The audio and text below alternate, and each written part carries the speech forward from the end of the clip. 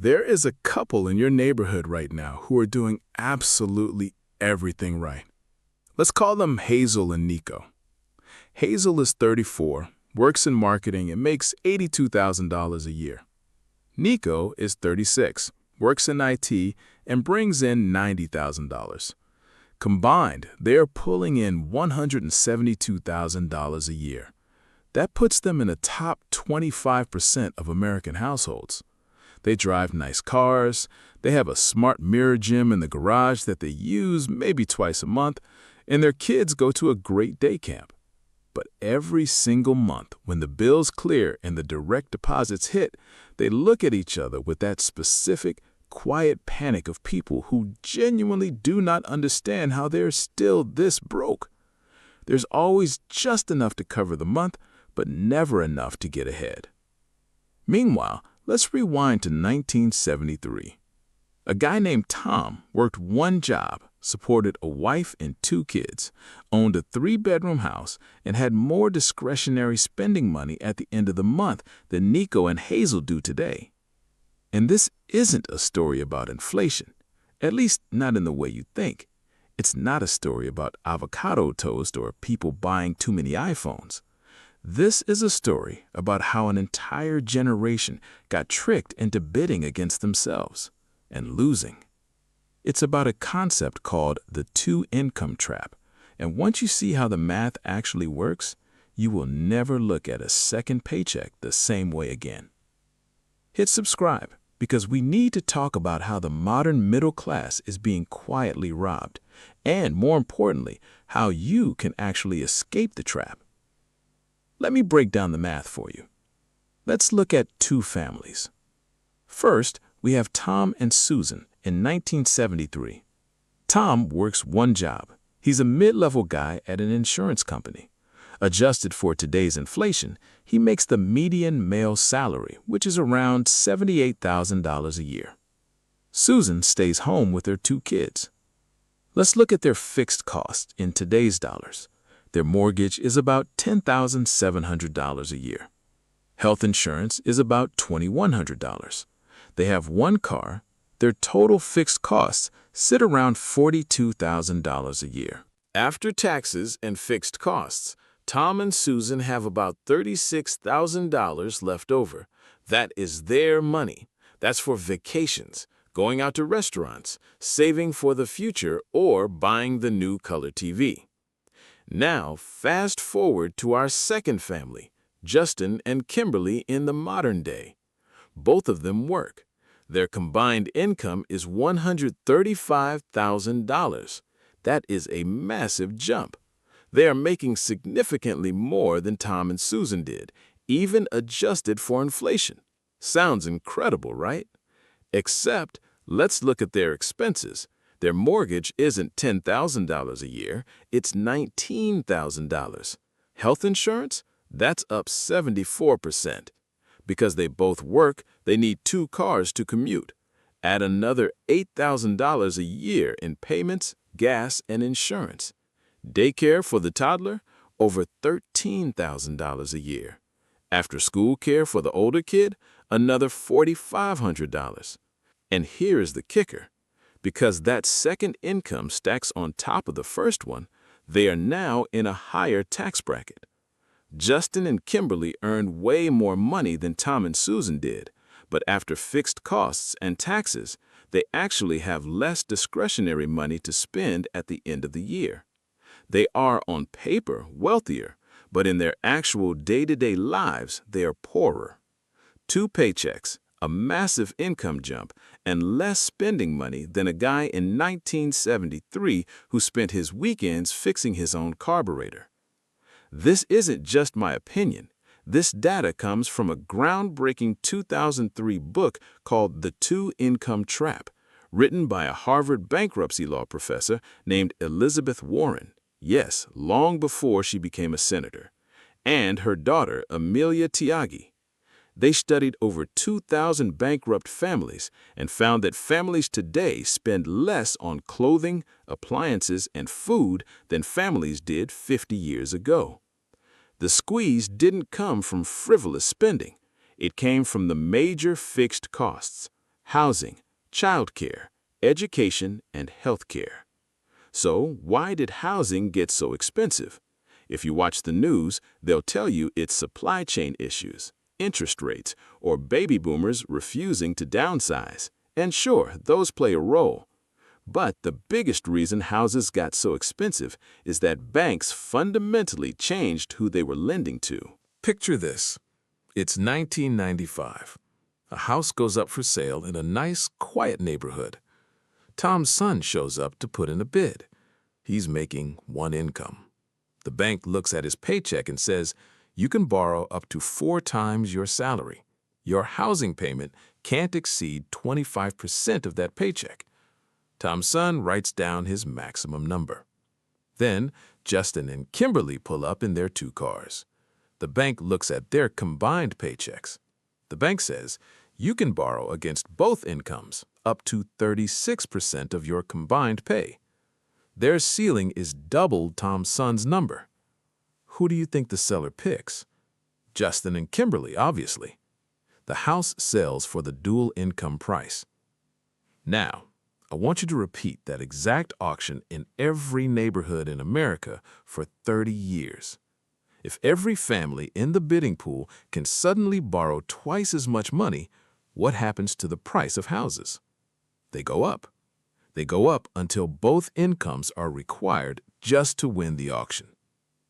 Once that becomes the new normal, the single-income family can never compete again. The second paycheck didn't make families richer, it just made the houses more expensive. 2-income households accidentally bid each other into a corner. That is not a real estate market, that is an arms race in mortgage paper. And both armies lost. And the craziest part? The main reason parents were bidding so aggressively wasn't for granite countertops or a 3-car garage. They were bidding for schools. According to data from Brookings and Realtor.com, homes in high-scoring school districts cost roughly $100,000 more than homes in average school districts. Parents are taking on an extra $100,000 in mortgage debt just for the privilege of sending their kid to a free public school. To afford that mortgage, you need the second paycheck. To get the second paycheck, the second parent has to go to work. Which brings us to the most crushing expense of all.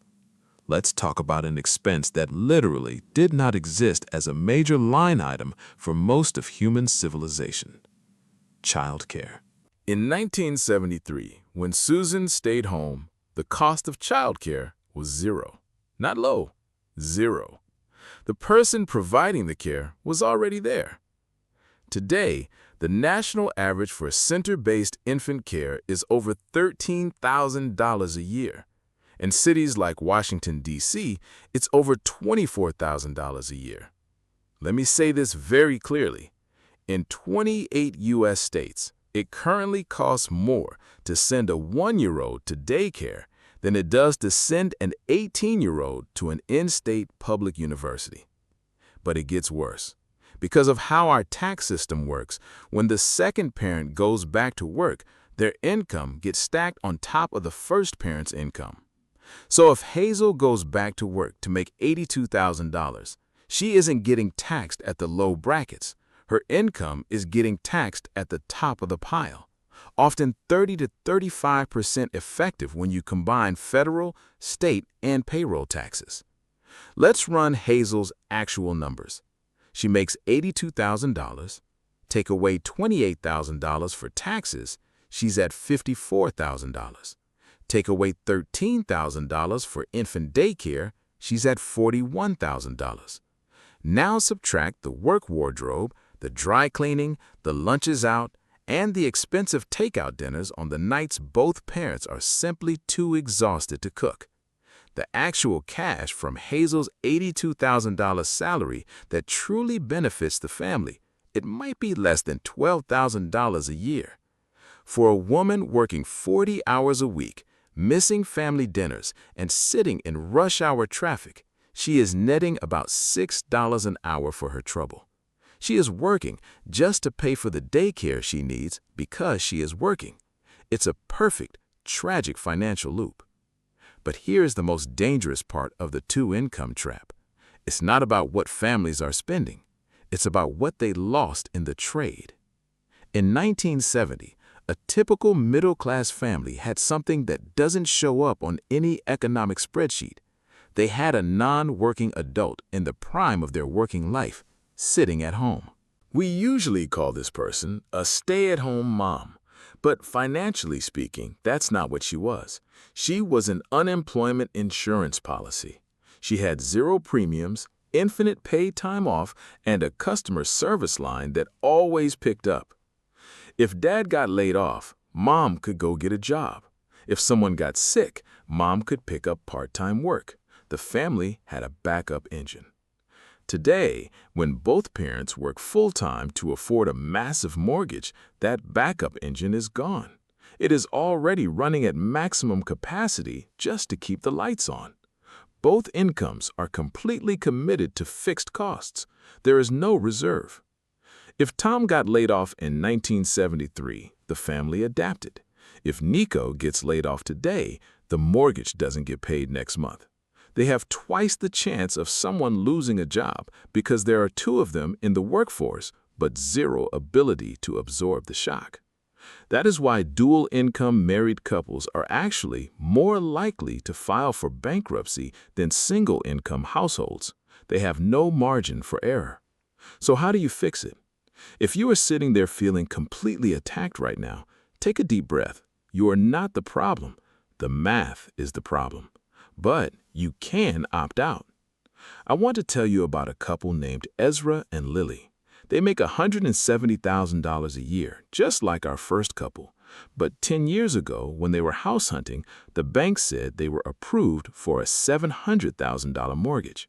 Ezra and Lily said, no thanks. They bought a smaller, older house for $380,000. Their friends thought they were crazy. Their mortgage takes up only 25% of just Ezra's income. So what do they do with Lily's paycheck? Minus a small lifestyle buffer, almost her entire paycheck goes straight into index funds and savings. Because they built their life around one income, they have hundreds of thousands of dollars invested. More importantly, when Lily was burning out of a toxic job last year, she just quit. She took 6 months off. They didn't lose the house. They didn't panic. They just lived on Ezra's income, like they always had. This is the move. You do not have to send anyone home to be a stay-at-home parent if you don't want to. But you must structure your fixed costs, your mortgage, your cars, your required insurance to fit comfortably inside one paycheck. Ideally, the larger one. The second paycheck is not for survival. The second paycheck is your wealth engine. Will it feel like a sacrifice? Yes. You will watch other dual-income families move into massive houses with perfect kitchens. You will keep driving your 2016 Honda. You will feel like you are falling behind in a race. But it's a race you never agreed to run. And 5 years from now, when the layoffs hit, or the medical bill arrives, or you just want to start a business or leave a job you hate, you will have options. The other families won't. That is the true definition of wealth. It's not the salary, it's not the square footage. It is the ability to absorb a shock without losing everything. So tonight, before you go to sleep, ask yourself one question. If one of your paychecks disappeared tomorrow, what would actually happen?